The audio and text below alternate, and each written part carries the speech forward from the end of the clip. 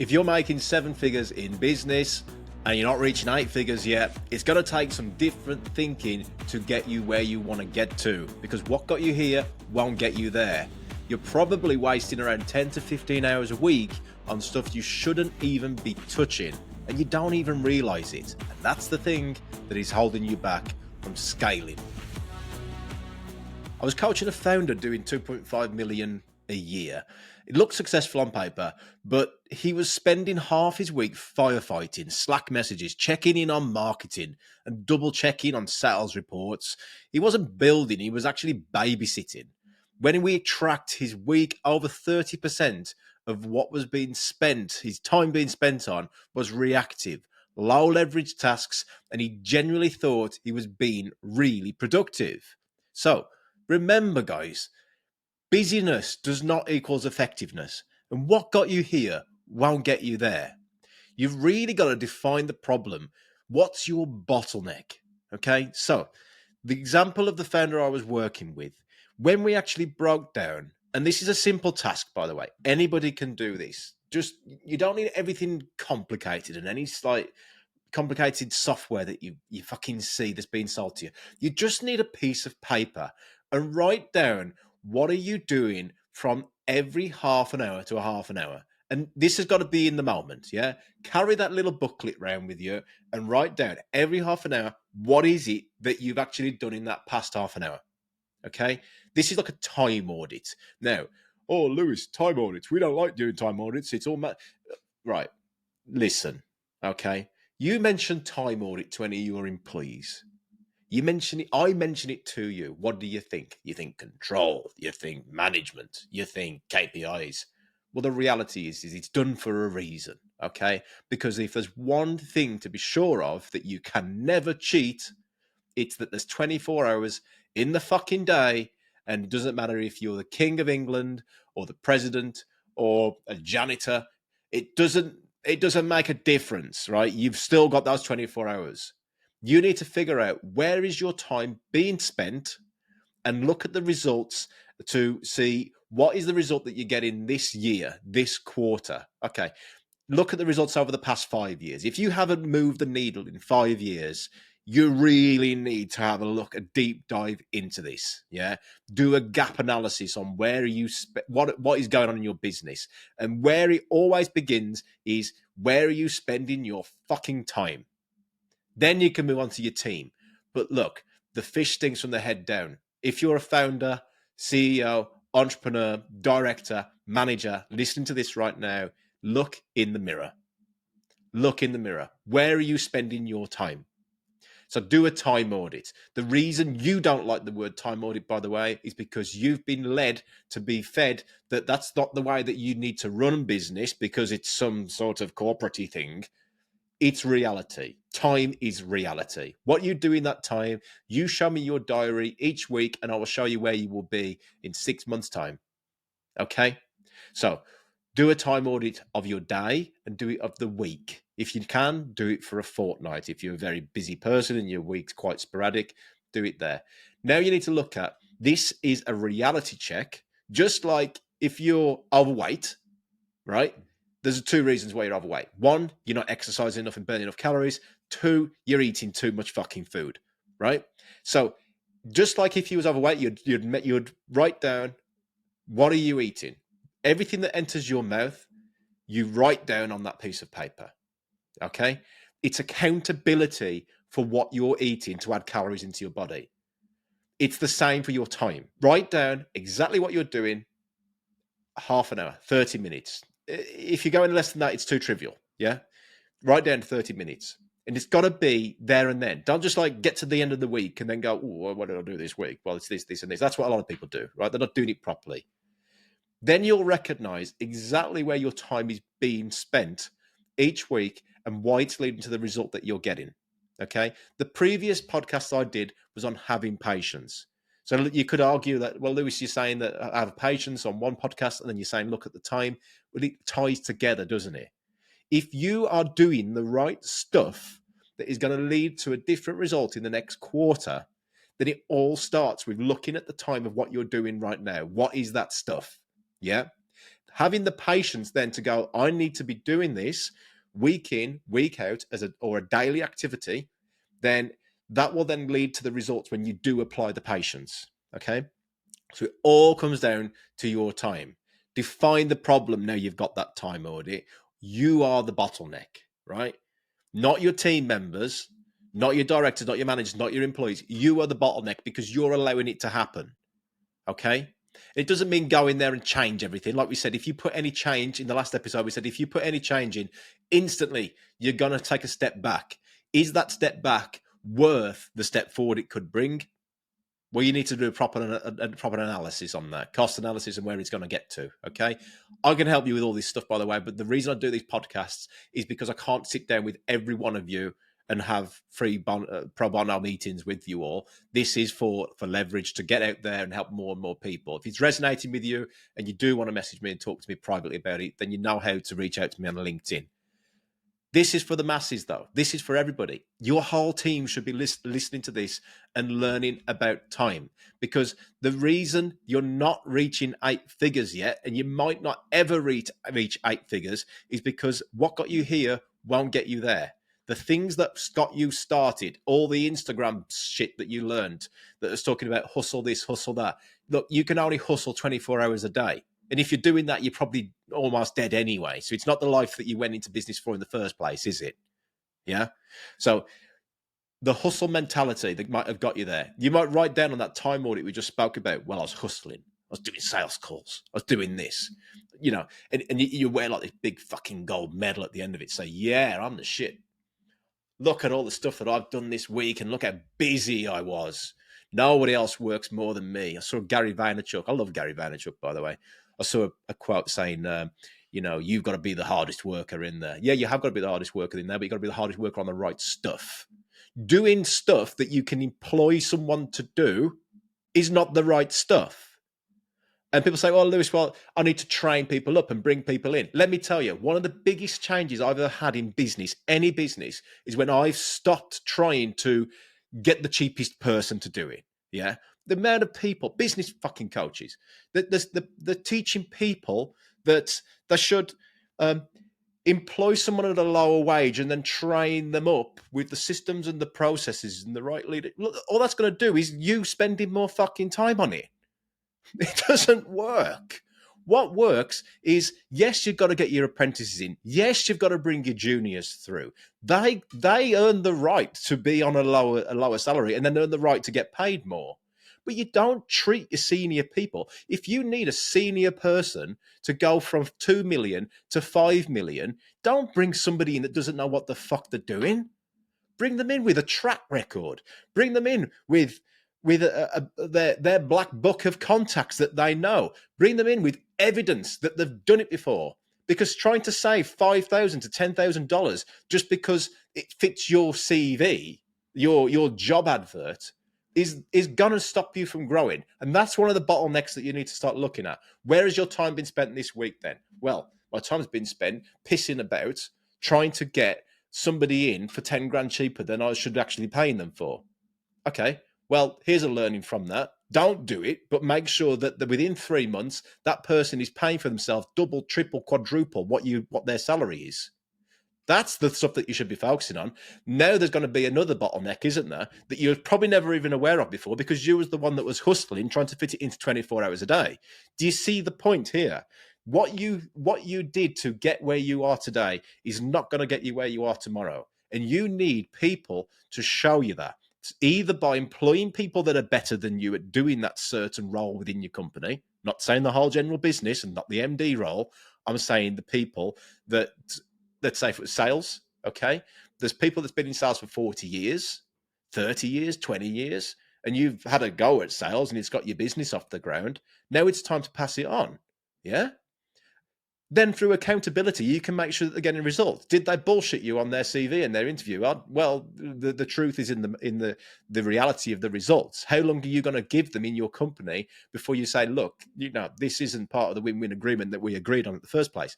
All this stuff here is going to be a bombardment on you in this podcast. because it's the stuff that moves the needle. And people say to me, especially after the last episode about moving the needle, Lewis, what stuff does move the needle then? Valid question. This stuff. Time. Your time spent in the right places is what moves the needle. It all comes back down to the universal rule that everyone has in the world, time and what they do in that time. Now, you guys as entrepreneurs, very passionate CEOs, leaders, you may be working 10, 12, 15, 24 hours. 24 hours is the max, right? The minimum is a couple of hours on a certain business. Then, depending on how many businesses you got, that's for a different podcast.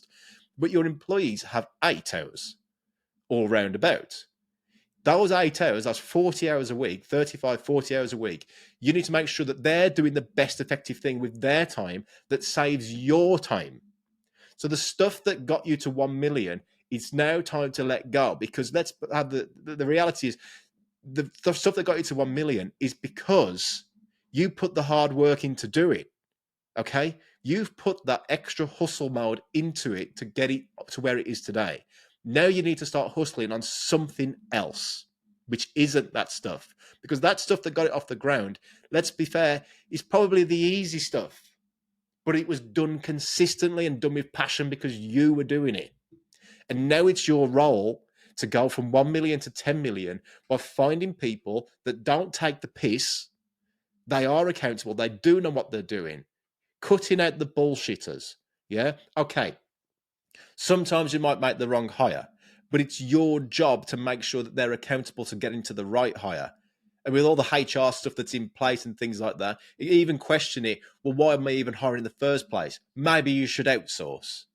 Yeah, maybe you should outsource. Then you can make that system flow quicker. You can keep them accountable because they need the work until it gets to a certain point that you can hire. There's all different options, but the point here is that if you're not focusing your time on this and you're still the one that's doing the operational work, whether that be operational sales, operational delivery, then you haven't got the capacity, you haven't got the flow. Yeah, you can do lots of things, but when you're in flow, great work happens. So you need to look at where is the bottleneck in the time. Okay, founder gets stuck in operation mode because it feels productive. The hidden cost, the strategic decisions that are delayed, the vision neglected, the team dependency growing. These are things that are really costing. Okay. Most founders that confuse oversight with control, resulting in micromanagement disguised as staying involved. Look, micromanagement thing. Who made micromanagement a thing, right? It's a construct, which means it exists in someone's brain. How do you define micromanagement versus good management? Yeah, how do you define it? The outcome here is: did the person get the shit done in the 40 hours that they needed to get it done with, and did they do it effectively? If that meant that you need to stand with them and micromanage them to get another 2 million that week or that year or that whatever it may be, the time frame, then micromanagement worked. Okay? So don't fall for the bullshit you see on LinkedIn, like leadership versus management. It's all bollocks. The reality is that management is needed.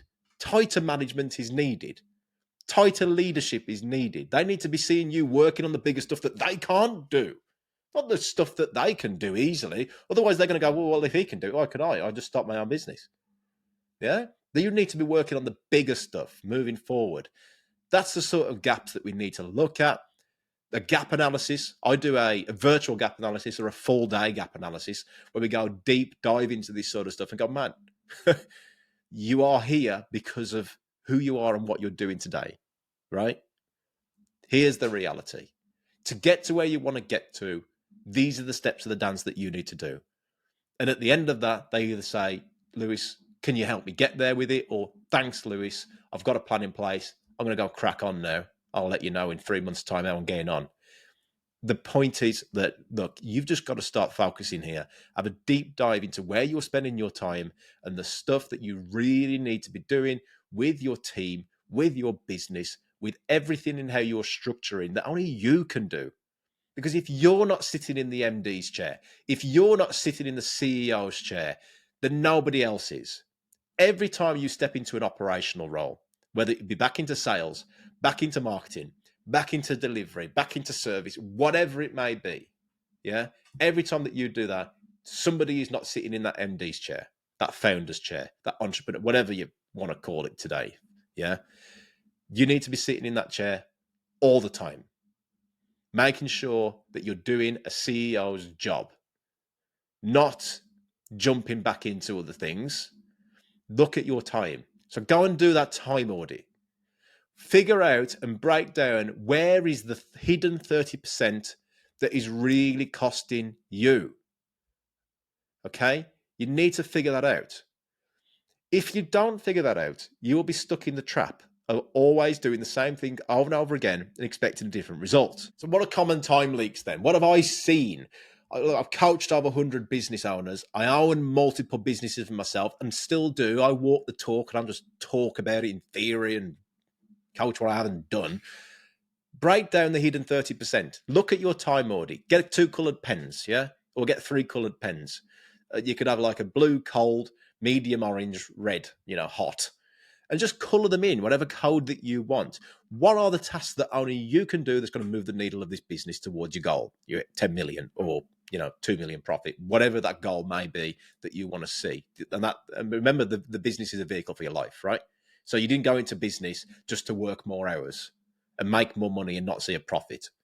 Yeah, you went in it to make more profit so that you can spend more time doing the things that you love and enjoying life whilst you still got it.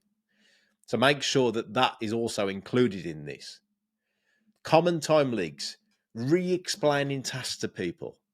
Okay, sitting in meetings with no real purpose. Look, the CEO. And I use CEO for this boardroom table podcast because I'm speaking to you guys. You could be a sales director, you could be an operations manager, you could be a finance controller, whatever it is, you are the CEO of your life, right? You do not want to be doing every meeting. Yeah. The CEO is wanted in every meeting. The sales director would be great to be in every meeting, and you want to have your hands on everything so you can have control. Look, every time that you go into a meeting for 90 minutes, you need to protect that time. That's 90 minutes that you could have spent on putting a new job ad out there for a new manager or director, yeah, that could run and do this stuff. Or it could be 90 minutes that you've spent on revisiting your funnel in your marketing and figuring out, okay, well, where's the constraint? Why aren't we getting as many leads come through? Why is it not converting as much? It could be another 90 minutes where you've gone over your P&L sheet with me and gone, well, where's our money getting leaked here? Why are we doing this? Right? The 90 minutes of you sitting in another meeting with, dare I say, it could be a needy customer. But Lewis, the customer needs me and I'm the only person that could do it. No, you fucking allowed that to happen. You educated your sales team, your marketing, your customers that you are Johnny Big Bollocks that has to be the Superman that comes in there with his cape on and saves the day. You've done that. So life by design. Stop wasting time. Start focusing on what the CEO needs to do and focus on where you need to scale towards what moves the needle. Sitting in meetings with no real purpose, waste of your time. Yeah. If you want to go and meet that person, it was a very important customer at the end, go and show them by giving them a phone call. Hey, how did you get on with the team? Did they give you everything that you need? Anything that I can support you with extra? And they'll probably say, no, the team were brilliant. Why? Because you've spent time on training them, on developing them, giving them the right training tools, right? See, it makes sense. And this is how you scale. Otherwise, you're going to be working 12, 14, 15 hours a day, never seeing the kids, never seeing the wife or husband. Yeah? What's the point? You might as well just gone and got a job. What did you go into business for in the first place? So what else takes time up? Fixing other people's mistakes. Let them fix it. Let them fix it. Remember what I said about the Superman cape and throwing in to save the day? No, let them fix it. Because when they fix it, they learn. They learn that they can do it themselves. They learn that, this is coaching. The football coach doesn't get on and just start going, fuck off. I'm going to start kicking the ball and winning because you guys are hopeless. What are you teaching your team, right? Have a good think about this. all down to your time. Protect your time. That's stage 2. Now you know your time. Make the time happen to get the right result, and then protect it. Yeah. Hey, I hope you're enjoying the show so far and getting a lot of value from it. Look, we do this for free because it's our vision to help more businesses and their teams scale and actually achieve what they went into business and their career for. So these raw boardroom style conversations deliver the real data on what works and what doesn't, saving you time, money, and most of all, making sure that you don't miss on these opportunities that could really help you scale. Sharing it with people you know really supports us on the podcast platform so we can achieve our vision. So if you have a like-minded friend, colleague, or business owner that could get value from this, thank you for sharing it with them. You know who you are, and greatest respect for everybody that's doing that so far. And if you haven't, then please support us. Let's get back to the show. Being that emergency fixer is not going to help you. And that's one of the main excuses I hear from most business coaching clients is that, yes, but Lewis, I needed to do this because of, well, no, because of you never put the right systems and people in place to handle a topic like this. This is the sort of stuff that goes unnoticed, and it's the stuff that's costing you from reaching where you need to get to. So let's explain the real cost. 10 hours a week, 520 hours. A year, yeah? That's a full month lost. Think about it. You've lost a month. Can you take a month off work? Oh, no way, Lewis. The business needs me. Well, first of all, we need to talk if that's the case, because the business should not have to rely on you. Now, the businesses work without you and grow without you. They run without you. They grow with your leadership. You still need to be there. And anyone who challenges me on that, then we can look at who are the actual owners of the business and are they still involved? Warren Buffett, for example, right? Think about some of the big players in the world. Elon Musk, yeah, he's still involved. That's one of the most scaling businesses we've ever seen. Yeah, innovation things because there's a leader there. So you still need leadership, regardless. Okay. What you don't need to be doing, though, is you don't see Elon Musk actually going and getting his spanners out and making a rocket engine, yeah, or fixing a Tesla, yeah. That's another debate for all the Teslas out there. Okay, so look, opportunity cost, no time for hiring better people, yeah. If you don't, the people are the things that's going to run your business, or the AI in the future. But placing the AI tools for the people to run, that would make more sense, okay. We got one of the next podcasts coming up, by the way, is going to be a real big one with a co-host I'm bringing on, all about AI in business for effectiveness and how your people can use AI as tools to get better results. So make sure you're listening for that one. What other things is costing you? Launching new products or new businesses. Okay. Look, people say to me, Lewis, how do you own 8 businesses? Well, the reason I can do it is because I focus my time on the stuff that's going to move the needle. And for me, moving the needle is how do I build that portfolio, that ecosystem of profitable businesses that all contribute to each other to evolve together. Yeah. So if you look on my website, it's got all the different options that I do. And the final one is the investor option. Some people say, Lewis, look, have skin in the game. We'll sell you some shares of the business. We'll pay you out of the profit of the business because, put your money where your mouth is. And I'm like, yeah, right. Okay, great. That's the big vision. But the only way I can do that is if I had to have 8 businesses and be in them like most of the people that are business owners, entrepreneurs and stuff like that, I couldn't do it. I could not do it because each business would need me for 40 hours. Yeah. So that's like 8 hours a day. So if you think about it, 8, 16, 24, I could run 3 businesses if I don't sleep or eat. But I don't want to do 8. Yeah. And all those businesses pay into a investment business that invest into more. And that's the entrepreneur journey. Some people might choose property. Some people might choose fucking crypto, whatever, right? It's the same sort of notion, but why wouldn't you not want to do business? There's lots more variables in business as an entrepreneur that you can have an effect on, a daily effect, by listening to these podcasts, for example, and go, yeah, I'm going to go and apply that today in one of my businesses. And it will scale. They'll get lots more leverage from it rather than just one pot that you wait around for. I'm too impatient for that. So you really need to think about what is it actually costing you? And that's just in finances. What's it actually costing you to be in a 90-minute meeting that you don't need to be in because you're actually holding your team back and you're not letting them learn the skills and development that they need when you could actually go and be taking your kids to school or picking them up? Yeah, the reason why you went into business in the first place. The amount of people that get home at like 7, 8 o'clock and like, oh, Lewis, I'm so busy. And I'm like, well, is that a good thing or a bad thing? Because by the time you get home to bed and the kids are get home from work and your kids are in bed and you're not seeing their faces run to the door to say that, daddy's home or mommy's home. Yeah. And you're not having that time with them, man. Look, I don't know. These are my values, but for me, your shit's broken. Yeah. Your shit is broken. You can work when they're asleep, but don't let the time. But the first thing you should ever do is, if you get a calendar of your 24 hours in the day, write down your sleep time. But before that, get a golden pen and write in there the key things that are really aligned to your values. Mine are spending those time with the kids, taking the kids to school. My clients, they're not pissed off at me when I tell them, look, you will never see me between 8:30 and 9 o'clock because that is one of the precious times that I have. I want to do it, where some people see it as a burden. Yeah. You've got to really make sure that you're protecting this time. Start with that golden pen, write down, these are the things that are absolute non-negotiables that I will have to do.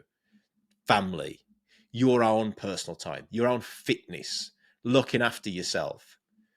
A lot of people make a lot more money when they're working with me. They become a lot more profitable. They pay themselves a lot more dividends. What are you doing with it? Well, I've got a new car. When are you spending time to drive that car? Who are you taking out in the car?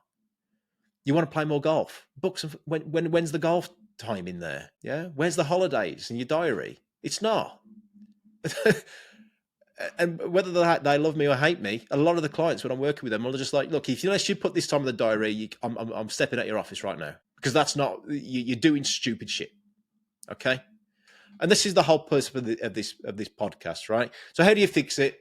Just a quick blast over to make sure that we're going to fix it. Track your week, brutally honest time audit. Eliminate or delegate everything under £1,000 an hour value. Okay. If you can hire someone to do it for £15, $25, $30, do it. If you can hire someone for $100, depending on the size of your business, do it. If you can hire somebody, right? I'm not saying pay them this, the $1,000 an hour tasks, what do they look like in your business? Well, making sure that someone is keeping everyone accountable and doing and keeping track of KPIs, right? $1,000 an hour task, right? Even more, probably $10,000, $100,000. Yeah. But you don't need to be doing it. The real things that are going to be the $1 million an hour tasks, where if you only showed up once a month and did it, it would still grow your business. That's the stuff that you need to be focusing on. What are the $1 million an hour tasks? What are the $100,000 an hour tasks? What are the $10,000 an hour tasks? Yeah, that could be going and have a strategic meeting. I was in Dubai the other day, and when I was there, that was to have a strategic meeting to talk about how we're building a manufacturing plant over there that could potentially be a $10 million a year business within the first couple of years, right? They're the sort of things that you should be focusing on. What sort of things should you get your directors and managers to be focusing on? Are they just doing what they've done for the last 30 years? The amount of people I've met and they've gone, oh, well, Lewis, look, I'm a marketing director. I've done this for 30 years. Or operations director. I've done this for 30 years. Yeah, you've done the same year fucking 30 times. Doesn't make, unless you're doing this stuff that we're speaking about of constantly looking at the time. And it's not even relevant because that could have been in a big business before. Now it's in an SME. You still need to be looking at what actually moves the needle. And that comes down to where you're spending your time. Okay. And for people that are employees, like managers and directors that are receiving a salary, remember, you are not limited. You are not bounded. This isn't a boundaried career. It's a boundaryless career. In other words, you just need to learn the stuff.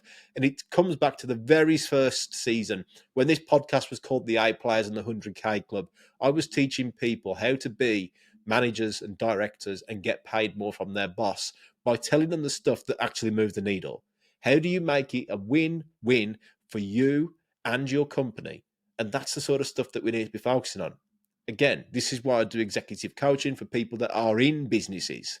because as the executives grow, the company grows. It's possible. You are in boundaryless careers, and I know you are because you are listening to this podcast. Look, all this only happens though. I've given you the how to fix it there, but all this only happens with one thing. You've got to stop thinking operator and start thinking architect. Yeah. Stop being the hero. Start building the system.